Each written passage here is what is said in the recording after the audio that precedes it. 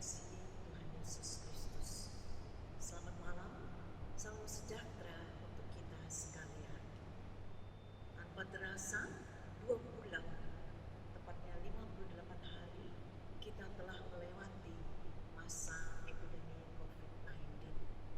Namun mari kita percaya bahwa Tuhan Yesus senantiasa menjaga, memelihara, melindungi kita dimanapun kita berada hari lepas hari.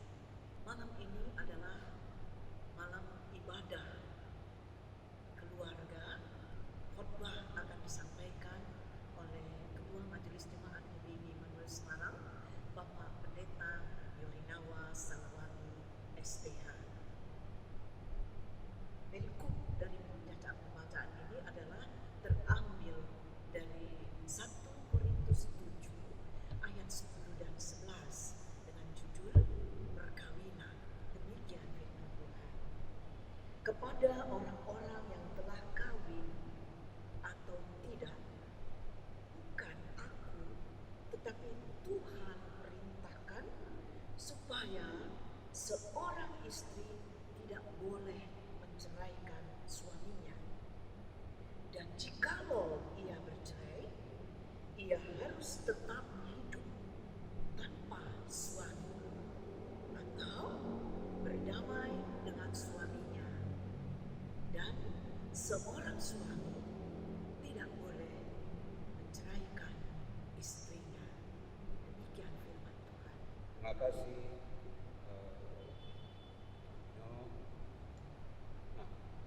Bapak Ibu Saudara yang dikasih dalam Tuhan, dalam perikop bacaan kita secara utuh itu mau memberikan satu gambaran kepada kita tentang hal-hal yang terjadi pada sebuah perkawinan.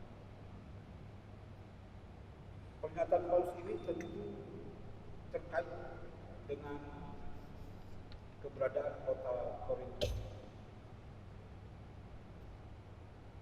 sebagai kota pelabuhan. Nah, seperti kita tahu bahwa saya tidak tahu persis, banyak orang mengidentikan kota Korintus itu dengan prostitusi atau percabulan.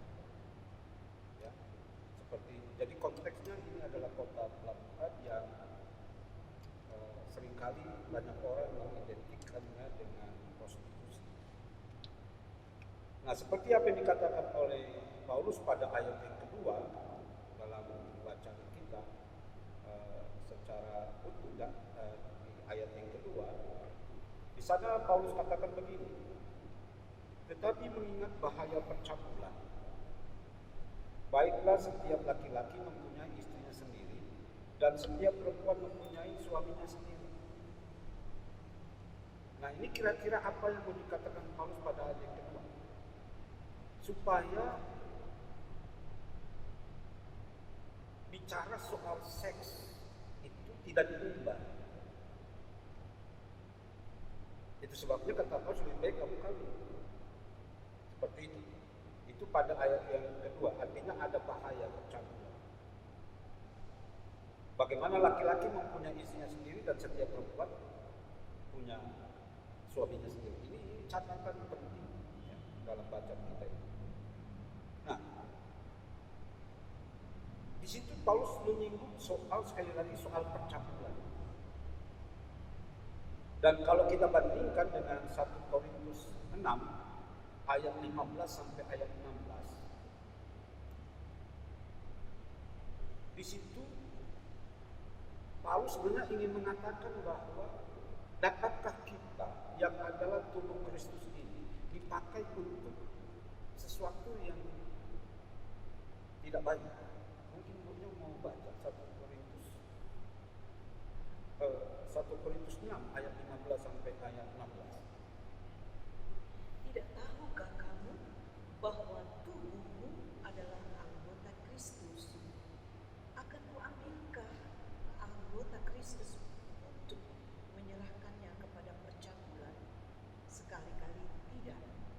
Atau tidak tahukah kamu bahwa siapa yang mengikatkan dirinya pada perempuan cabul menjadi satu tubuh dengan dia, sebab demikianlah kata Nas, keduanya akan menjadi satu daging. Jadi dari 1 Korintus 6 ayat 15 sampai 16 menjadi jelas.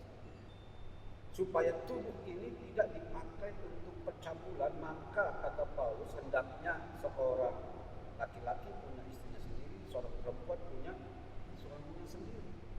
Ini dasar Paulus dalam perkawinan, dalam konteks Korintus dia bicara seperti itu.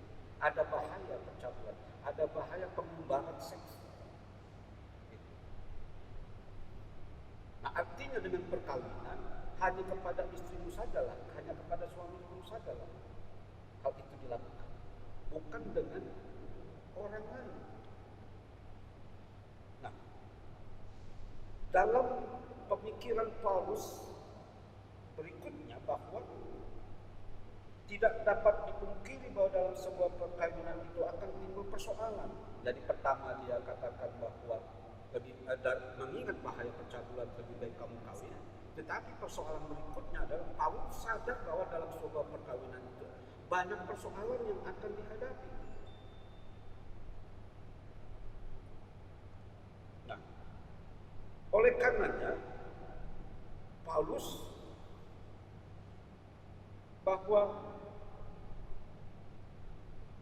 terkait dengan persoalan dalam perkawinan itu dia punya solusi.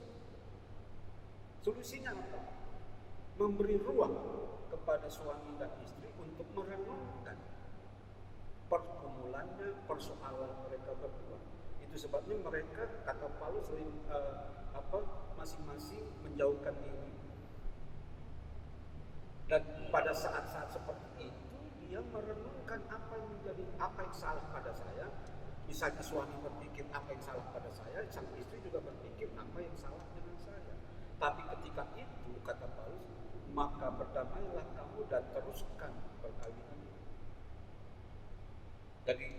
Dari sini sesungguhnya Paulus sangat sadar bahwa dalam sebuah perkawinan itu ada persoalan antara suami dan istri. Kenapa dikatakan oleh Paulus, setelah kamu menggumuli masing-masing, kamu kembali berdamai.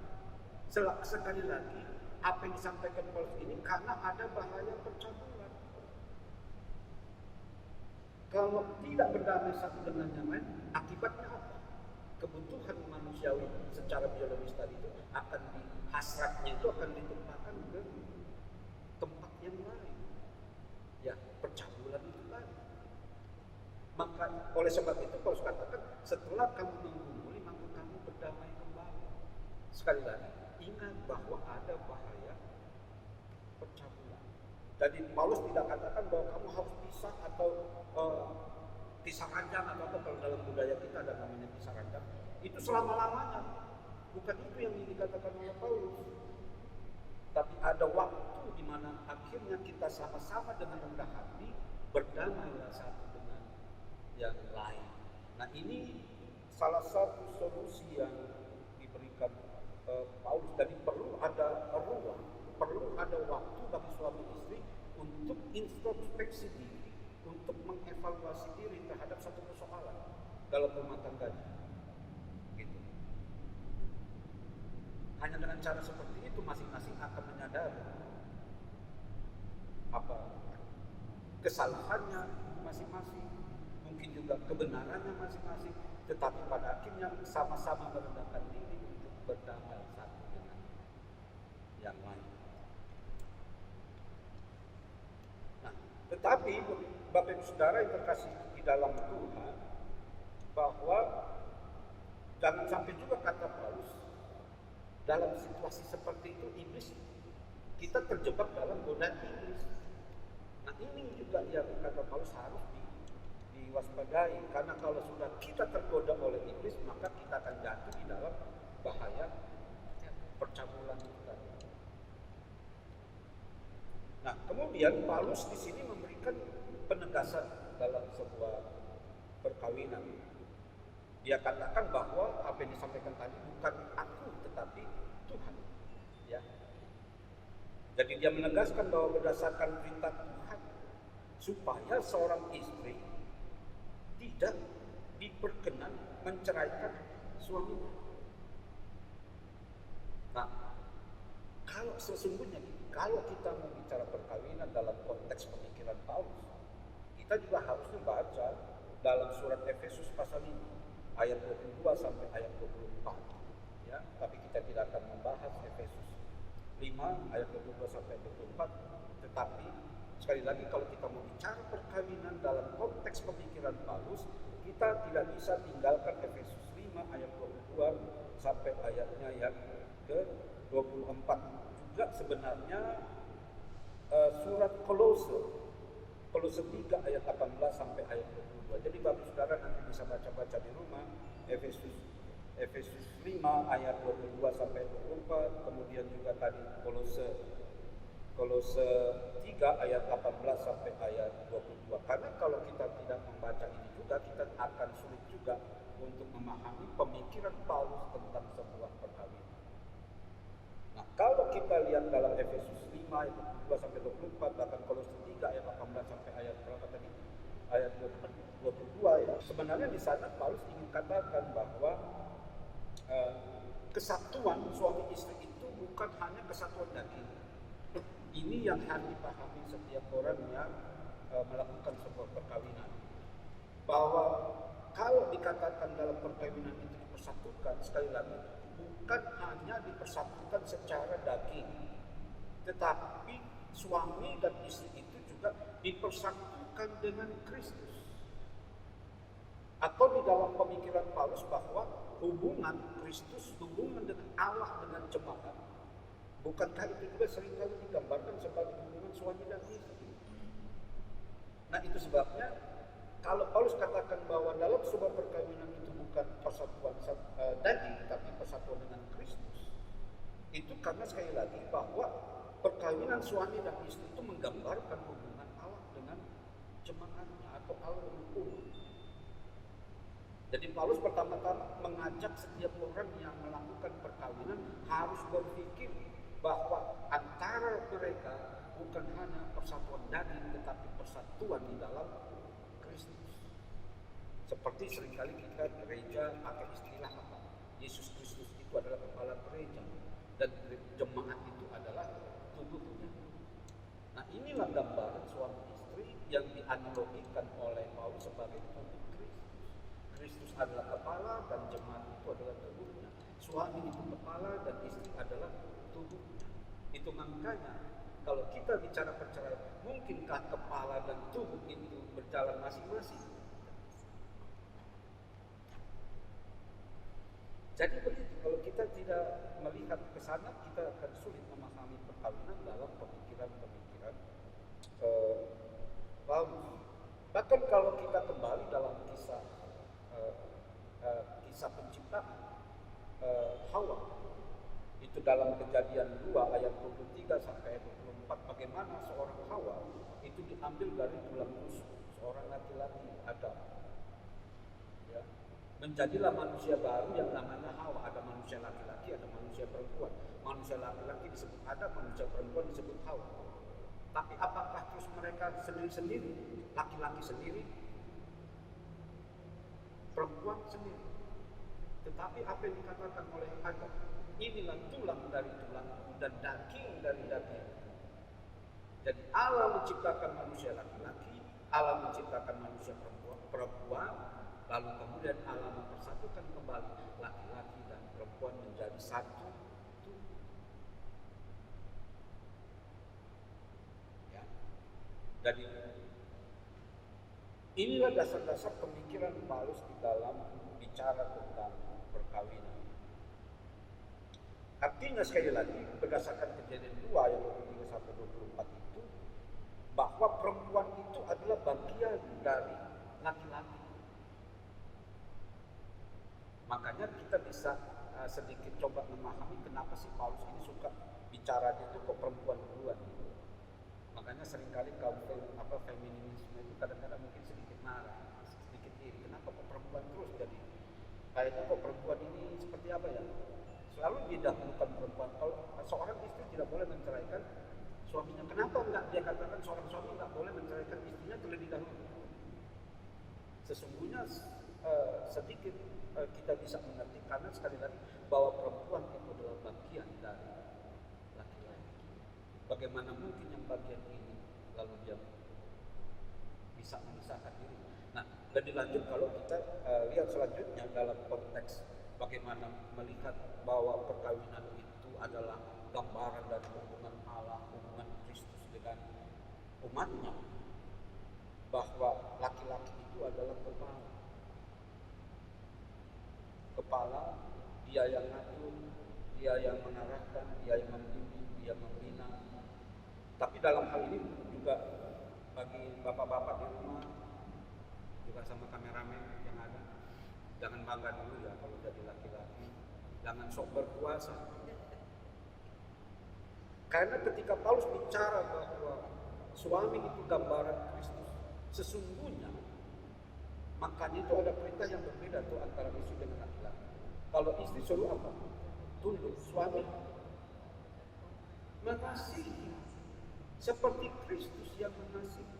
Jadi seorang bapak itu dia harus penuh dengan cinta kasih. Sekalipun dia kepala bukan berarti dia punya kedudukan yang kekuasaan yang seluas-luasnya terhadap kaum perempuan atau terhadap istri. Tidak, jangan salah bapak. Itu sebabnya juga laki-laki justru sebenarnya yang paling dilarang. Sesungguhnya yang paling dilarang itu laki-laki menceraikan istrinya karena apa? Karena dia adalah gambaran Kristus yang penuh dengan cinta kasih, yang menyelamatkan, yang melindungi, yang menghidupkan. Dan bahkan kalau dikatakan sebagai gambaran Kristus, maka seorang suami, seorang kepala rumah tangga, dia sangat murah hati dan sangat pengampun seharusnya, karena dia adalah lambang kehadiran Kristus.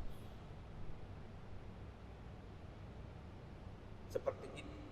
Nah, kembali dalam percakapan kita. Itu sebabnya kenapa pertama-tama istri itu tadi dikatakan oleh Paulus jangan menceraikan suami, karena posisi suami yang adalah kepala seperti Kristus itu artinya bahwa dialah pelindungmu. Jadi kalau kamu meninggalkan pelindungmu, bagaimana kamu mau dilindungi? Dialah penyelamatmu. Bagaimana kamu mau diselamatkan kalau kamu meninggalkan suami? Dengan catatan ini ya suami yang benar. Itu ada catatannya karena di sini kan gambarannya Kristus. Seorang kepala rumah tangga gambarannya seperti Kristus terhadap umatnya. Nah, jadi kalau istri terlebih dahulu menceraikan suaminya, itu berarti dia melarang kehendak Tuhan. Nah, ini paling tidak pemikiran teologis dari Paulus tentang perkawinan dan persoalan yang ada di dalamnya yang mengakibatkan yang secara populer kita kenal dengan bercerai atau perceraian. Nah, sekali lagi bahwa namun dalam realitasnya bahwa ada istri yang tidak melakukan seperti apa yang digambarkan oleh Paulus. Ada istri yang meninggalkan suaminya. Nah, ini bisa saja di Korintus sendiri mungkin itu sudah menjadi sesuatu yang biasa. Tetapi bagaimana dalam nilai-nilai kekristenan Paulus menyatakan bahwa istri jangan menceraikan suaminya seperti itu. Nah, inilah gambaran kira-kira apa yang dikatakan Paulus dalam 1 Korintus 7 ayat 10 sampai ayatnya ke-11. Artinya sekali lagi kalau disimpulkan bahwa mengingat bahaya percabulan maka kawinlah kamu. Dengan sadar ada persoalan dalam perkawin maka selesaikanlah persoalan itu masing-masing. Memberi waktu, memberi ruang untuk masing-masing menyadari akan apa yang salah dan apa yang harus dilakukan. Tetapi mengingat bahaya percabulan, maka jangan berlama-lama untuk mengambil satu keputusan, baik suami maupun istri. Nah, itu sebabnya dengan rendah hati, apapun yang ada, masing-masing merendahkan dirinya dan berdamailah satu dengan tidak lain. Nah, itulah harapan dari Paulus kepada jemaat di Korintus. Begitu.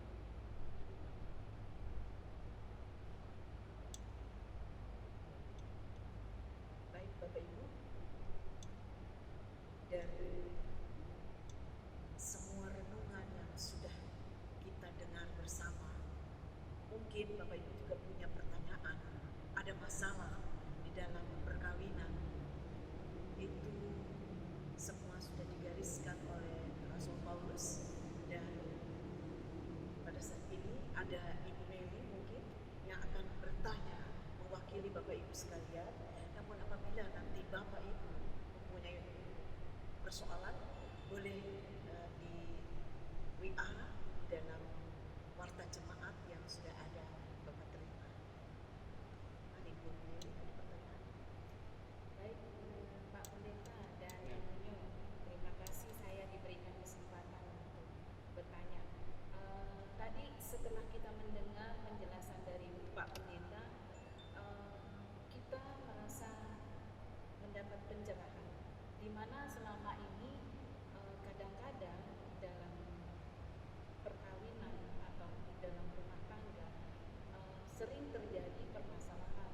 Terjadi tadi dikatakan di mana kalau seorang laki-laki yang dia menjadi imam dan menjalankan benar apa yang diperintahkannya sebagai kaum bapak untuk mengasihi, dan si istri tadi dia harus taat kepada suami, harus tunduk kepada suami, sehingga permasalahan itu mungkin jarang terjadi.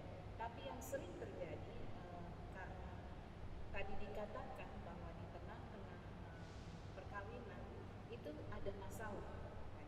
Nah, di saat masalah itu terjadi, di sini dikatakan Rasul Paulus menasehati bahwa kita masing-masing memikirkan atau merenungkan kembali atau merefleksi kembali segala kesalahan kita, sehingga kita dengan penuh kerendahan hati kita cepat-cepat untuk bisa berdamai dengan kita.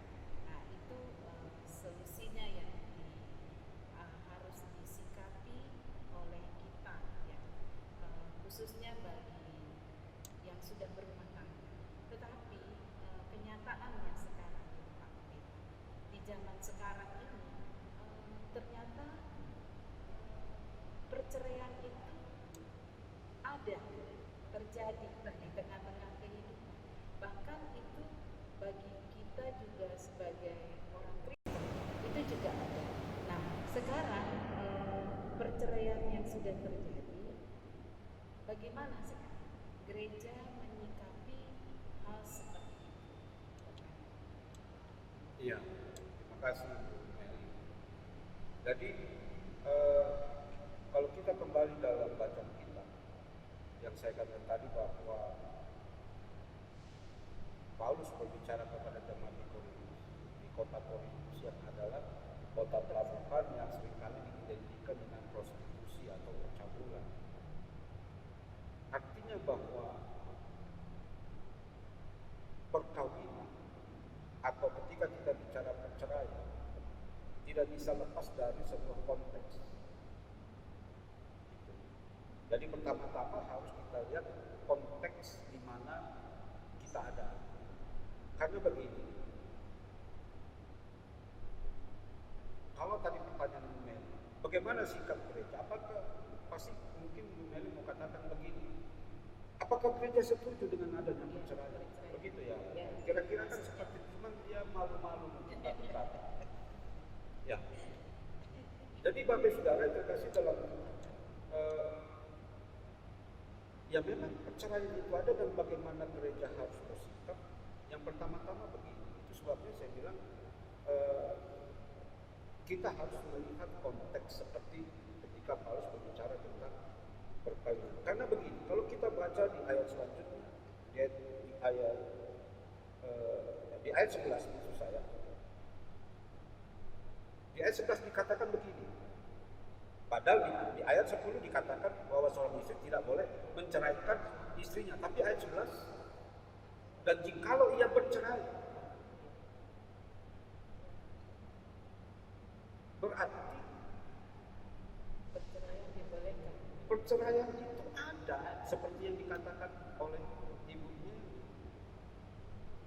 Tapi dari pernyataan ayat 10 sebenarnya Paulus tidak setuju, atau Tuhan, kan dikatakan bahwa bukan aku tetapi Tuhan. Tuhan itu tidak setuju yang namanya perceraian itu. Ya. Tetapi oleh karena situasi kondisi maka dia bercerai. Nah di sini dikatakan bahwa di ayat 11 bahwa ketika perceraian itu terjadi, walaupun gereja atau yang jelas-jelas Tuhan tidak menyebut, tapi itu terjadi, maka ada konsekuensi yang harus diterima. Sepakat bahwa gereja itu menolak yang namanya perceraian, tetapi tentu pendekatan terhadap kasus-kasus perceraian maka harus bagaimana gereja menyikapinya ya harus secara komprehensif. Harus komprehensif gitu. Karena sekali lagi memang saya mau analogikan ini. Menurut Ibu Meli, berapa banyak orang bercita-cita ingin menjadi dokter? Menurut Ibu Meli, saya pakai analogi. Banyak. Berapa orang jadi dokter? Yang jadi sedikit, yang ingin banyak, yang jadi sedikit, yang banyak mana? yang lainnya Yang gagal. Iya. Kira-kira pakai logika ini paham nggak? Tidak boleh bercerai itu ingin jadi dokter. Tapi kenyataannya banyak orang tidak jadi dokter. Nah, dalam perkawinan banyak ternyata dalam perkawinan gagal. Ini realitasnya. Gitu. Yang ingin dikatakan oleh Paulus bahwa kalau sampai terjadi perceraian itu tentu. Nah sekarang Pak, kalau kita kembali ke analogi itu, kita bertanya lagi misalnya, kenapa mereka gagal jadi dokter? Menurutnya kenapa mereka gagal jadi dokter? Banyak faktor. Nah faktor-faktor ini jangan dianggap tidak ada. Itu makanya kata Paulus, jikalau ia bercerai, artinya ada faktor-faktor yang juga menjadi sebuah realitas yang ada, yang tidak bisa dianggap tidak ada. Nah itu sebabnya gereja dalam menangani hal seperti ini, ya tadi saya katakan harus secara komprehensif, tidak tiba-tiba. Sekarang begini contohnya, dari pertanyaan pemimpin tadi, ketika misalnya ada orang bercerai, lalu dia tentu dianggap melanggar. Lalu kita sebagai gereja apa kita kasih dia? Apa kita harus kasih dia? Kalau saya kembali ke konteks Paulus, ada bahaya percabulan. Kalau gereja mendiamkan, ya memang dia sudah dianggap melanggar dari hukum atau normatif gereja atau secara iman, dia sudah melanggar. Tapi setelah dia melanggar lalu, apakah kita biarkan dia?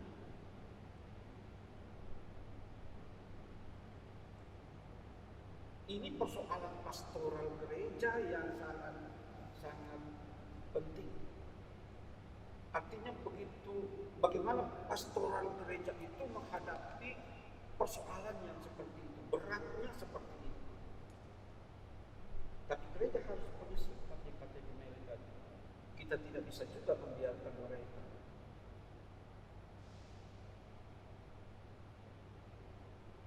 Tentu ada proses-proses gereja bagaimana memulihkan, yaitu yang saya katakan tadi, bagaimana pastoral gereja itu menghadapi tantangan yang besar seperti itu. Dan menurut saya memang gereja harus punya ruang apa? Ruang pastoral, ruang konseling. Itu gereja harus memiliki itu. Nah cuma memang masalahnya begini, hal bertanya kepada pendeta, hal bertanya kepada penatua, hal bertanya kepada diaken. Nah ini yang tidak menjadi budaya khususnya ini memang di kalangan, ya saya katakan saja di kalangan Protestan, ini bukan budaya. Warga jemaat itu punya persoalan ngomong dengan pengertiannya, Pak saya punya persoalan, itu enggak budaya. Persoalan itu disimpan masing-masing dan akhirnya seringkali apa? Seringkali gereja hanya dengar, wah mereka sudah. Nah kemudian bagaimana gereja menyikapi itu? Yang kedua yang kalau kita dalam konteks GPIB, bahwa bicara soal perkawinan itu sebenarnya bukan ranah gereja, bukan ranah gereja. Jadi atau dikatakan bahwa yang mengawinkan itu bukan gereja, negara. Dan itu bukan hanya, maksud saya kayak GPB ini kan bukan GPIB pada dirinya yang menyatakan bahwa perkawinan itu adalah bukan ranahnya gereja. Bapak-bapak reformator, Martin Luther, John Calvin, itu juga menyatakan bahwa perkawinan itu bukan ranah gereja, tapi ranah sosial masyarakat. Jadi itu sebabnya yang mengawinkan itu bukan gereja. Makanya bagi kita kalau GPIB sebelum menikah atau sesudah menikah harus dicatat di dalam catatan sipil. Nah, kemudian kalau toh terjadi perceraian, bukan gereja yang menceraikan. Kan perceraian sekarang kan melalui persidangan. Jadi bukan gereja, negara. Gitu ya. Itu yang dalam pemahaman kita GPID-nya. Jadi sekali lagi bukan gereja yang menceraikan. Jadi kalau ada orang bercerai, bukan gereja yang. Nah seringkali kita katakan sepertinya gereja menceraikan. Tidak. Tidak ada satu gereja pun yang menceraikan. Tidak. Tapi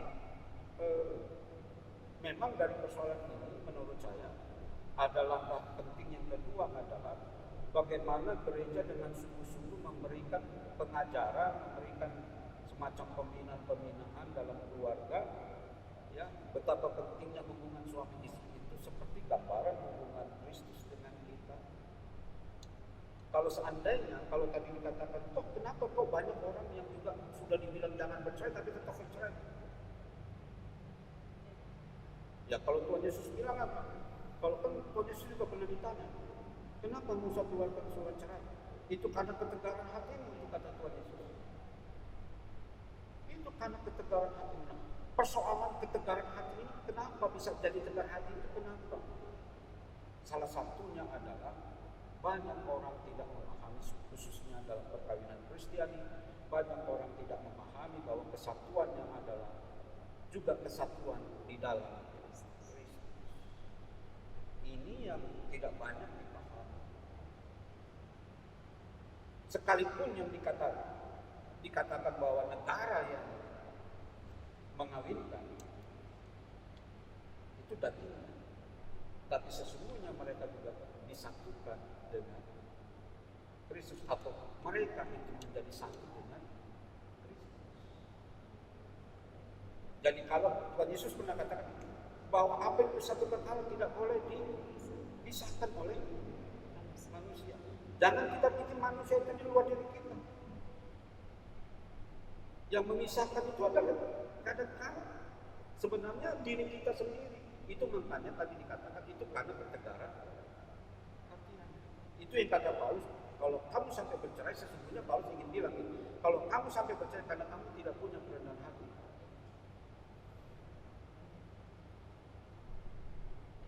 Jadi bagaimana seharusnya kita bisa, kalau bicara berdamai tadi itu atau kedamaian, bagaimana kita bisa berdamai dulu dengan diri kita sendiri. Ketika suami istri bertengkar, bagaimana suami berdamai dengan dirinya, bagaimana istri berdamai dengan dirinya. Dan ketika masing-masing sudah berdamai dengan dirinya, maka akurlah rumah tangga itu kembali melanjutkan perkawinan dan menghadapi persoalan-persoalan perkawinan berikutnya.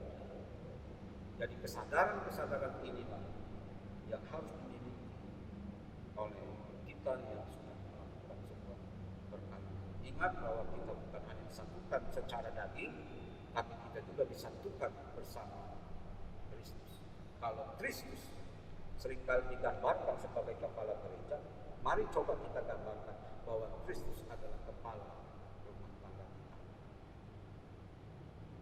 Maka kalau Kristus menjadi kepala suami, kalau Kristus menjadi kepala istri, alangkah indahnya perkawinan penuh dengan cinta kasih. Dan pasti jauh dari perceraian. Begitu, Amin. Ya, oke. Baik Pak Pendeta, terima kasih untuk penjelasannya sehingga kita lebih dikasih pencerahan bahwa di dalam kita menyikapi sikap di dalam rumah tangga kita, marilah kita untuk merefleksi kembali segala kesalahan kita, dan kita harus menyikapi dengan rendah hati ya Pak Pendeta.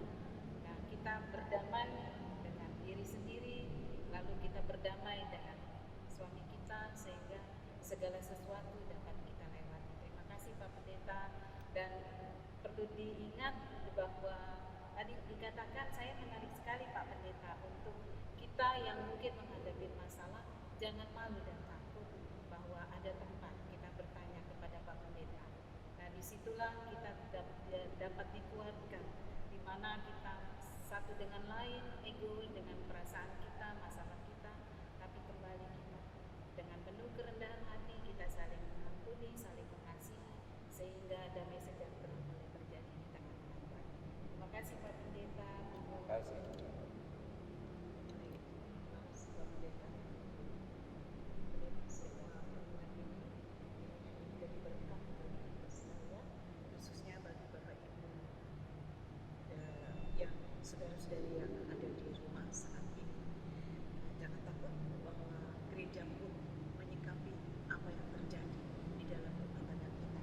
Saya ingin menyimpulkan Pak Pendeta, di sini saya menyimpulkan dari khotbah Bapak. Pertama, perkawinan yang gagal harus disikapi dengan pastoral gereja yang dengan harapan bisa terjadi suatu kedamaian. Yang kedua, jika perceraian satu perkawinan itu terjadi karena tidak adanya kerendahan hati dari suami atau istri, oleh karena itu ayat 11a sangat mengingatkan kembali kepada Bapak Ibu sekalian bahwa jikalau ia bercerai, ia harus tetap hidup tanpa suami atau berdamai. Jadi meninggalkan suami atau istri, tetap ada damai untuk keutuhan